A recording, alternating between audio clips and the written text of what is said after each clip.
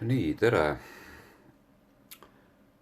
Tänase ööjutluse teemaks on siis terviklik mõtlemine. Ja terviklik mõtlemine minu jaoks just nimelt nii-öelda mõtlemise teaduse viimase sõna valgusel, sest et ma arvan, et me kõik oskame mõelda ja küllap me oleme ka õppinud mõnedki meist mõtlemist, kas siis filosoofia, psühholoogia, süstemoloogia või muus sellises valdkonnas. Aga seoses sellega, et ma rajasin hiljuti Facebooki gruppi Terve mõistuse kooskond, mul tekkis idee luua selline tervikliku mõtlemise keskkond, mis ühtaegu on siis ka õpikeskkond, mis on kool, kus on õppetunnid ja selle tervikliku mõtlemise siis teaduslikuks nimetuseks on ka seal integraalne mõtlemine, mille autoriks on minu teada siis uusimaks autoriks on Ken Wilber, kellelt on ilmunud mitmeid raamatuid ka eesti keeles. Viimatised neist siis 2000-te alguses ja vahepeal on Wilber avaldanud veel umbes 10 raamatut, ma vaatasin, viimane neist 2018, integraalne poliitika. Nii et ta on praegu üks elavatest maailma kõige populaarsemaid, kõige erudeeritumaid mõtlejaid, filosoofe, psühholooge, ta on üks transpersonaalse psühholoogia tugisambaid täna. Ja temalt on ilmunud näiteks raamat muuhulgas ka siis integraalne psühholoogia ja ta on põhjalikult käsitlenud ka integraalset psühhoteraapiat ja nii edasi. Ja ilma, et ma nüüd hakkaksin pikalt keerutama liigset teooriat, ma lihtsalt püüaks sõnastada mõned asjad, millest me ilma selle mõtlemiseta nagu ilma jääme. Mida me peame nagu ise hakkama leiutama kui uusi jalgrattaid, mis samal ajal on juba filigraanselt meile antud, et me saame kohe ronida nende hiiglaste õlgadele ja sealt nagu edasi minna. Kuna põhilisem valdkond on siiski antud juhul psühholoogia, mitte niivõrd filosoofia, siis siit leiab nagu palju praktilist. Tegemist on siis arengupsühholoogiaga ja ma tuletan meelde, et arengupsühholoogia on läänes arenenud põhiliselt personaalsel tasandil. Ta on vaadanud nagu isiksust, mitte mingisugust müstikut või nõida või tarka, vaid tavalist inimest tema ego ja mina tasanditel. Samal ajal idatarkus on vastupidi vaadelnud just nimelt müstikuid, transpersonaalset tasandit. Ja seal sellist personaalset psühholoogiat praktiliselt nagu oli väga vähe. Nii et kui need kaks nüüd kokku panna, mida transpersonaalne psühholoogia ongi teinud, siis me saame üsna sellise tervikliku teaduse spektri alates siis vastsündinud imiku nii-öelda arhailisest uroboolsest, tüfoonsest seisundist kuni siis müstitsismi kõrgeima astmeni, mis on siis mitteduaalne müstitsism. Ja kõik need astmed, olgu neid siis 5, 8 või 13, nagu näiteks siin kõiksuse teoorias mäletamisi Ken Wilberil, see oleneb lihtsalt diferentseerituse astmest ja kõik nad annavad meile ette mingisugused tasandid, milles me võime ennast siis rohkem või vähem ära tunda. Mida me ilma transpersonaalse psühholoogiata peaksime vähemalt siis transpersonaalse tasandil nii-öelda pimedas kobama. Me võime muidugi leida siit-sealt traditsioonitarkusest kõikvõimalikke skeeme ja nii edasi. Aga näiteks Ken Wilberi jaoks on siis aluseks niinimetatud igavikuline filosoofia perennis. Aldous Huxley samanimene raamat hiljuti ilmus ka eesti keeles. Ja sellele kõige lähimaks nii-öelda traditsioonitarkuse doktriiniks on tema jaoks siis hinduistlik vedanta. ilma integraalse mõtlemiseta on meil raske taibata, et asju saab vaadelda mitte ainult väljaspoolt, nagu teeb seda näiteks süsteemiteooria, süstemoloogia, vaid saab vaadelda ka seespoolt, ehk siis ja saab vaadelda nii individuaalselt kui ka kollektiivselt, et siin on siis 4 kvadranti nii-öelda tekkinud, see on siis Ken Wilberi loomingus selline hilisem nagu plast, hilisem avastus. Ja sellisena me saame sellise hästi nagu tervikliku pildi, kuidas asi siis väljaspoolt paistab ja kuidas ta seespoolt fenomenoloogiliselt on siis tunnetatav.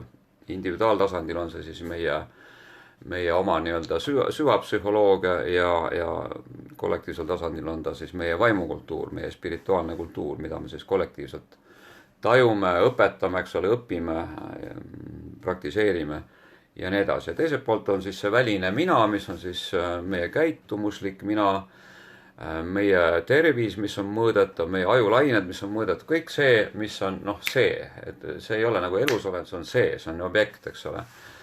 Ja all 4. sektor on siis ühiskond tervikuna, see on see väline ühiskond, tema institutsioonide, moraalireeglite ja muu sellisega. Nii et kui me kõiki 4 kvadranti hakkame uurima, siis me saame võimalikult tervikliku pildi. Ja 4 küljest saame me uurida siis ennast ja maailma kõigil oma arenguastmetel. Mida ei saa vahele jätta? Võt see on väga huvitav, selle peale nagu ei tulegi. Et ühtki arenguastet, kusjuures Ken Wilber ei toetu siin mitte mingitele filosoofilistele spekulatsioonidele, vaid tohutu mahukale uurimistööle läbi siis aastakümnete juba, mida paljud teadlased. Wilber hämmastab oma erudeeritusega ja minu meelest, kui ma nüüd õigesti mäletan, siis ta luges 5 raamatut päevas. Ja siis üldistas, see kõik on teaduse eesliin, loodusteadus, humanitaarteadus ja siis iga aasta-paari tagant ta kirjutas siis ühe üldistuse nagu järgmise nii-öelda integraalse raamatu selle peale kokku. Nüüd näiteks ilma integraalse mõtlemiseta meil oleks suureks mõistatuseks, et miks mõni inimene on ääretult osav, tark ja kaval, eks ole, aga samal ajal ta on alatu. Ja põhjendus on väga lihtne, et kõik need arenguliinid, mis meil on, mida võib taandada ilule, headusele või armastusele ja siis tõele, neid on paarkümmend, aga me võime siis taandada need selle tuntud Platoni triaadile. Nad kõik võivad olla väga erinevatel arenguastmetel, nad arenevad suht sõltumatult üksteisest, nii et inimene võib olla väga tark, väga hea mõistusega, väga hea mõtlemisega, väga loominguline, aga kõlbeliselt ta võib olla tõeline kurat või saatan, eks ole, ja kasutada seda siis inimkonna vastu. Siis on alati selline küsimus, et kust maalt üldse algab selline nagu inimsuhtluses selline elementaarne tarkus, et me saame nagu üldse vestelda, ilma et me läheks kohe väitlema või vaidlema. Et kust peale meil on võimalik nagu hakata loominguliselt vestlema. Ja siin jällegi arengupsühholoogia annab väga lihtsa vastuse. Minu jaoks, ma ise natukene siin üldistan, selleks on siis terviklik ego, isegi mitte terviklik mina, vaid terviklik ego. Selles mõttes on Jungi mõttes, eks ole, et inimene on saanud tuttavaks oma varjuga, oma haavatud poolega. Ta ei projitseeri seda enam teistele, ta ei süüdista kõiki teisi, eks ole. Ta on nii-öelda võtnud oma vastutuse ja nüüd sellelt tasandilt on temaga võimalik juba arukalt rääkida. Ta on juba õpivõimeline, tal on juba ka midagi õpetada, eks ole. Selles mõttes, et tema ego on juba terviklik ja sealt saab minna siis juba edasi peenekoelisematele tasanditele. Nüüd väga huvitav on see jällegi integraalse mõtlemise baasil, et me saame ühes kehas elada tegelikult ära mitu elu. Sest et me võime mitmeid kordi läbida suuri transformatsioone, kus toimub hüpe järgmisele teaduse tasandile. Ütleme, et neid teaduse tasandil on siis 13, jah. Mõnel kulub selleks mitu elu, et üks tasand läbi teha, aga mõnel, noh, mulle tundub, et minu kehas praegu käib juba 4. elu, mida on väga raske omavahel võrrelda. Et seal on väga suured erinevused. Ja seal on siis vähemalt 3 sellist ärkamist toimunud, siis suurt satoorit nii-öelda või shifti. Ja nüüd, kui me transformeerume mingile tasandile, siis on väga kasulik jällegi teada, et on suur erinevus, kas me oleme selle tasandi alguses, keskel või lõpus.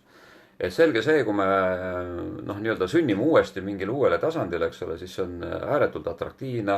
Meile tundub, et see ongi nüüd see kõrgeim ja see ongi nüüd see Jumal, eks ole, kelle me lõpuks leidsime. Ja me tohutu kire ja innuga hakkame seda nagu läbi töötama nüüd seda tasandit. Aga ajapikku see tasand hakkab ammenduma ja me hakkame mõistma, et see ei ole ikka päris see. Ja hakkab tekkima uuesti nagu järgmine arengukriis. Et alguses on nii-öelda siis see Eros või see kirg ja lõpus on siis see Thanatos või Shiva, eks ole, kes siis hävitab. Kes siis on hävitanud selle kire, on hävitanud, see on ammendatud, eks ole. Ja me tunneme ennast kitsalt, eks ole. Meie ego tunneb ennast kitsalt, sest ta tahab nagu edasi minna, ta tahab surra sellele tasandile. Ja siis toimub järgmine katkestus, eks ole, järgmine transformatsioon ja me läheme järgmisse ellu. Nii et siin me saame teada, et kui me tahame näiteks kedagi õpetada ja me väidame, et kedagi ei saa õpetada, et inimene ise saab õppida, et see on täiesti vale. Me saame alati õpetada inimest, kes on oma faasi viimases järgus, sest ta on seal hästi avatud, ta kuulatab, kui meil on õpetada talle muidugi järgmist faasi, järgmist tasandit. Siis ta on hästi avatud, siis ta on just see õpetaja, kes leiab see õpilane, kes leiab oma õpetajaks, oma guru nii-öelda, et õpilane on valmis, siis ilmub õpetaja, aga ilmub just selles viimases Thanatos või Shiva faasis. Nüüd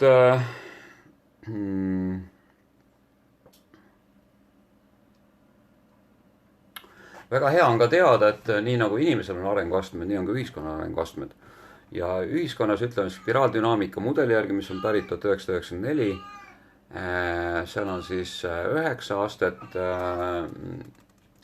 2 autorit siis selle panid kokku, hiljem ka Ken Wilber seda võttis üle ja täiendas. Ja sealt selgub, et näiteks 1994. aastal täiskasvanud elanikkonnast umbes 50% olid nii-öelda ratsionaaloogilisel tasandil. Ja 40% olid siis absolutistlik religioossel tasandil. Et näete, nii-öelda teadlasi oli juba rohkem kui usklik, eks ole, juba tollal 1994. Ja postmodernne meem, mille osa on siis ka New Age, mis on selle nii-öelda vaimne osa, vaimulik osa, neid oli tollal siis 10% täiskasvanutest ja ligi 10%, et saaks 100% täis, sest järgmised protsendid on väga väiksed, seal on 1 ja 0,1 kõrgemad meemid juba. Nii et aga Euroopas ja Ameerikas on siis New Age'i all juba, postmoderni all juba 20-25% täiskasvanud elanikkonnast. Et seda on väga, väga hea vajalik teada, eriti kui me tegeleme näiteks poliitikaga, et meil oleks üldse adekvaatne nagu läbilõige ühiskonnast, et ühiskond ei koosne ainult seal massist, manipuleeritavast massist ja siis 2-3 omavahel nii-öelda kähmlemast eliidist, vaid ühiskond koosneb vähemalt 9 erinevast kihist, millest arhailiseid on väga vähe, tõesti seal 1% ainult, mis kunagi oli loodusrahvastel võib-olla seal. Ja neid keskmisi on nagu palju ja neid uusi on ka hästi vähe. Aga mida uuemad meemid, seda rohkem on neil võimu. Ütleme sellel meemil, mis on 0,1% praegu elanikkonnast, kõige eesliinikum integraalsem meem, eks ole, sellel on võimu 10 korda rohkem, kui on tema arvukus, et on 1% võimu. Näiteks religioossel meemil nad on küll 40% arvuliselt, aga võim on ainult 30%. Nii et seda on jällegi integraalsest mõtlemisest väga hea nagu teada saada. Edasi, paljud inimesed ajavad segi mentaalsuse ja intellekti, eriti naised, jah. Et nende jaoks on üks mõistus, on kõik seal nagu mingit vahet ei ole, et mõistus on paha ja mõistus, aga siin peetakse silmas ikkagi mentaalsust. Ja ei teata, mis asi on intellekt. Siin me võime lausa klassikalisele joogale toetuda. Intellekt on siis loovmõistus, seal on seotud intuitsioon, seal on seotud loovmõtlemine, seal on teadlikkus, seal on eristav tarkus, seal on taiplikkus ja muud sellised väga, väga eesliinikud nii-öelda oimusagaratele omased omadused. Ilma integraalse mõtlemiseta me ajame segi pre- ja transastmed. Nagu ka sageli jungiaanid ajavad segi müütilised arhetüübid müütilisel tasandil, siis arhetüüpidega nii-öelda transpersonaalsel subtiilsel tasandil. Müütiline tasand on siis enne, see on aste enne ratsionaalloogilist tasandit, kus meie mõistus nii-öelda maabub. Müütilisel tasandil inimene elab nagu sellises kujutluslikus vahus, võiks öelda. Tal puudub veel täpne, selge, ratsionaalne teadmine asjadest.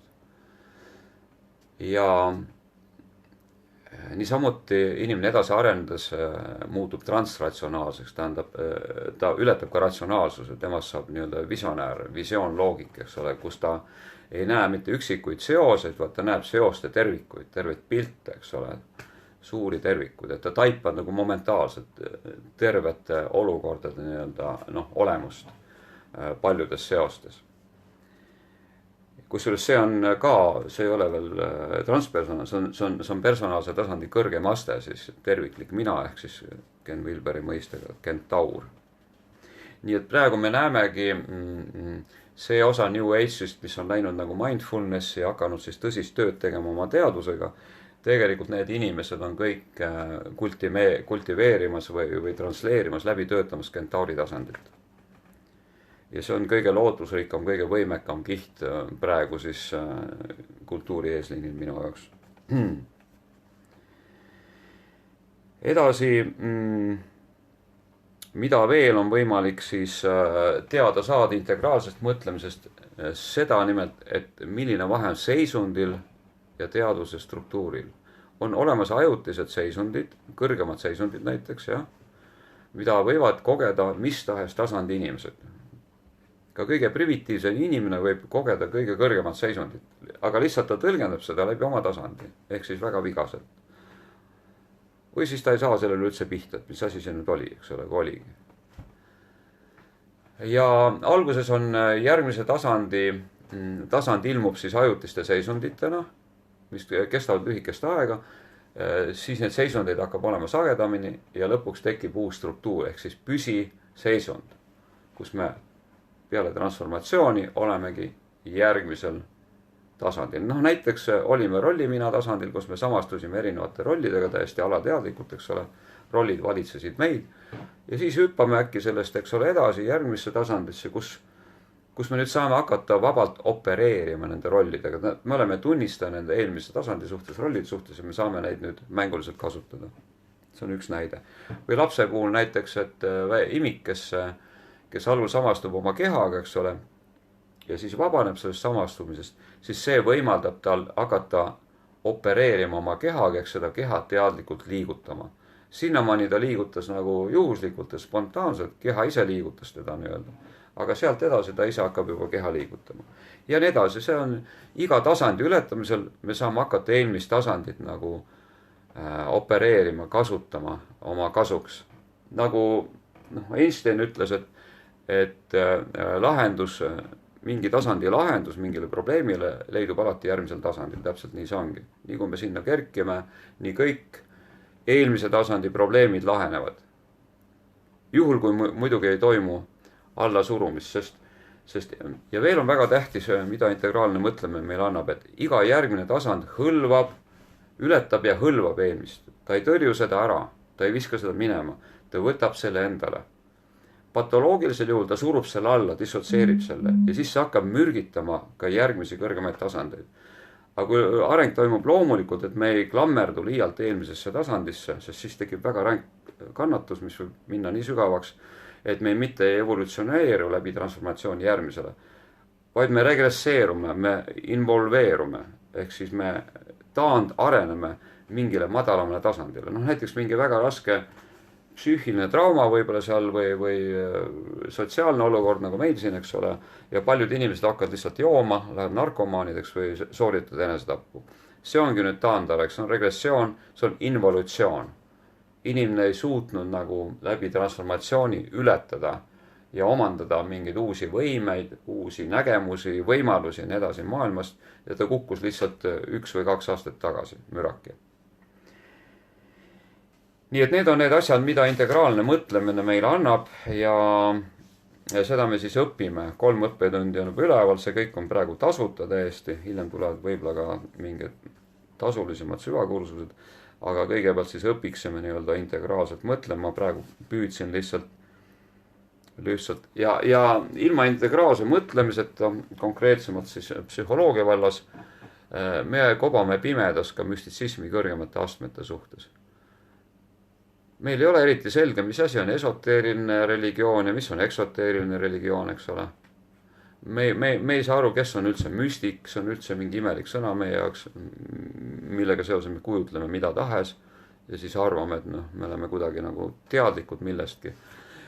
See ühiskond on praegu integraalse mõtlemise osas ikkagi väga harimatu.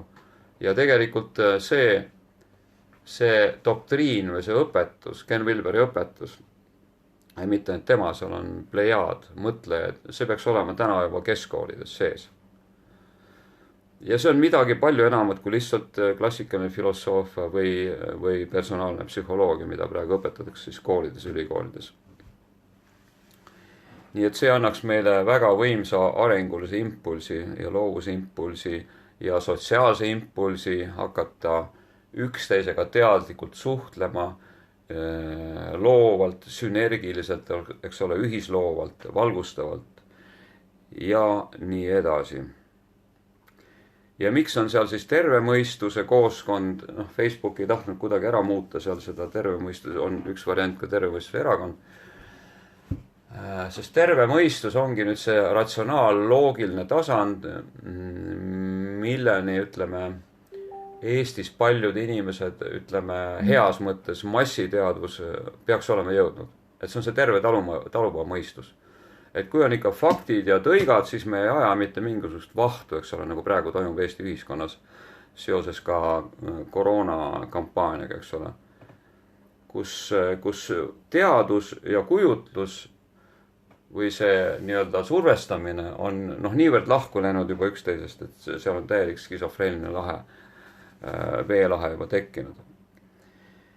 Ja teiseks on huvitav teada alati, et kui meil on mingi keskmine teadus ühiskonnas, ütleme, kus on suurem osa massist, ütleme see 50% või rohkem, eks ole, siis ühiskonna eesliin või avangard või eliit on alati 1 või 2 aastat veel eespool.